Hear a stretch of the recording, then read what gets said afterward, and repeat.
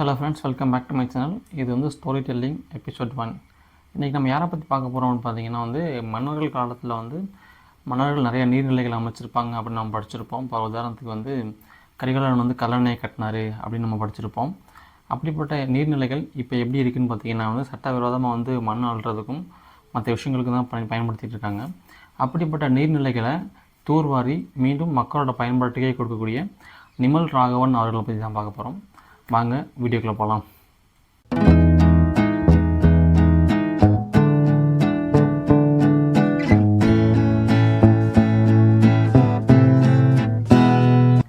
நிமல் ராகவன் அவர்கள் பிறந்தது எந்த ஊர்னு பார்த்தீங்கன்னா தஞ்சாவூர் மாவட்டத்தில் உள்ள பேராவூரணி பக்கத்தில் உள்ள நாடியம் அப்படின்ற ஒரு கிராமத்தில் தான் பிறந்திருக்காரு.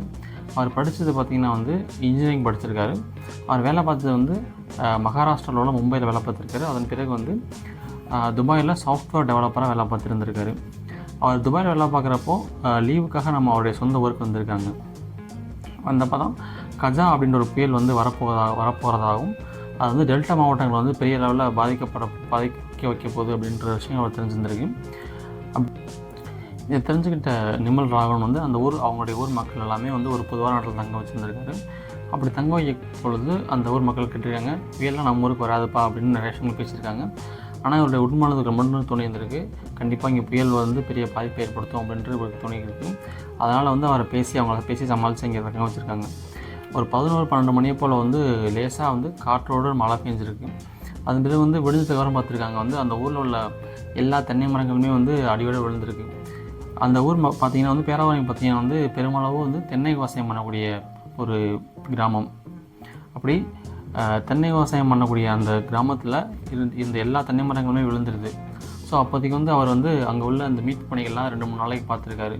அதன் பிறகு தென்னை விவசாயம் பண்ணணும் அப்படின்னா குறைந்தது 5 வருடங்களாக ஆகும். அந்த மரக்கன்றை நட்டு அது வளர்ந்து வரணும் அப்படின்னா குறைஞ்சது 5 வருடமாக ஆகும். அதன் பிறகு தான் அவர் தோணி இருந்திருக்கு, நெல் விவசாயம் பண்ணக்கூடிய ஊர் தான் அது. அங்கே தண்ணி வராத காரணத்தினால இந்த மக்கள்லாம் தென்னை விவசாயத்துக்கு மாறியிருக்காங்க. தண்ணி ஏன் வரல அப்படின்னு ஒரு ரிசர்ச் பண்ணி பார்த்தப்போ அங்கே உள்ள வாய்க்கால்கள்லாம் தூர்வாரப்படாமல் பல வருடங்களாக தூர்வாரப்படாமல் இதனால் இந்த கிராமங்களுக்கு தண்ணி வராமல் இருந்திருக்கு. ஏன் அப்படின்னா அது தஞ்சாவூர் மாவட்டம் ஒரு ஆற்றுப்பாசன மாவட்டம், டெல்டா மாவட்டமும் கூட. இங்கே தான் காவிரி ஆறுலாம் ஓடிட்டுருக்கு. ஸோ அதுலேருந்து தண்ணி திறந்து விட்டாங்க அப்படின்னா அந்த ஊர் அவர்களுடைய ஊருக்குமே கடந்து தான் அந்த தண்ணீர்லாம் செல்லும். ஸோ ஒழுங்காக தூர்வாரப்படாததுனால அவங்க கிராமத்துக்குலாம் தண்ணி வராமல் இருந்திருக்கு. ஸோ இதை ஒரு சேலஞ்சாக எடுத்துக்கிட்டு அவருடைய சொந்த மாவட்டத்தில் உள்ள பேராவூரணி அப்படின்ற ஒரு ஊரணி சீரமைக்க ஆரம்பிச்சிருந்திருக்காரு. சுமார் 3 மாதங்கள் கடின உழைப்பிற்கு பிறகு அந்த ஊரணியை சீரமைச்சிருக்காரு. அப்போதைக்கு அந்த ஊரணியை சீரமைக்கிறப்போ பல பிரச்சனைகள் வந்திருக்கு அவருக்கு. உதாரணத்துக்கு அந்த அங்கே மண்ணக்கூடிய மக்கள் எதிர்ப்பு தெரிவிச்சிருக்காங்க. இவர் கூட சேர்ந்து வேலை பார்க்குறவங்களாம் ஒரே கம்யூனிட்டியாக இருந்ததுனால ஸோ இவங்க ஏதோ ஒரு ஜாதி ரீதியான விஷயங்கள் பண்ண போகிறாங்க அப்படின்ற விஷயங்கள்லாம் அவங்க பேசியிருந்திருக்காங்க. இது எல்லாமே அவர் ஓவர் கம் பண்ணி அந்த ஊரணியை சீரமைச்சிருக்காரு. இதன் பிறகு அந்த ஊரணி நிரம்பினதுக்கப்புறம் தண்ணி நிரம்பினதுக்கப்புறம் 134 அடி கீழே இருந்த நிலத்தடி நீர் 50 அடிக்கு வந்திருக்கு. ஸோ அதனால் அந்த ஊர் மக்கள்லாம் 2 போகம் விவசாயம் பண்ணியிருக்காங்க. இது ஒரு தோணுனதுக்கப்புறம் இதையே நம்ம நிறைய இடங்களில் செய்யக்கூடாது அப்படின்னு தோணி இவர் இந்தியாவில் பல இடங்களில் போய் பண்ணியிருந்திருக்காரு. இந்தியன் ஆர்மி கூட சேர்ந்து பல நதிகளையும் பல கண்மாய்களையுமே இவர் சீரமைச்சிருக்காரு. அது மட்டும் இல்லாமல் இவர் இந்தியா மட்டும் இல்லாமல் ஆப்பிரிக்க கண்டத்தில் உள்ள கென்யா நாட்டுக்கே போய் அங்கே உள்ள ஒரு ஏரியை சீரமைச்சு அங்கே நம்ம நாட்டிலேருந்து எடுத்துகிட்டு போன செடிகள் எல்லாமே அங்கே நட்டு ஒரு குறுங்காடு மாதிரி அமைச்சிட்டு வந்திருந்திருக்காரு.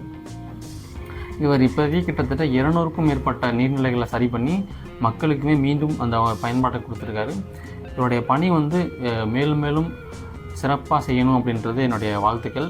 ஏன் அப்படின்னா அவர் என்னுடைய நெருங்கிய மாவட்டம் தஞ்சாவூர் மாவட்டம். அது மட்டும் இல்லாமல் எனக்கு ரொம்ப ரொம்ப பிடித்த மாவட்டம் தஞ்சாவூர் மாவட்டம் தான். ஏன்னா அங்கே நிறைய விவசாயிகள் விவசாயம் பண்ணிகிட்டு இருப்பாங்க.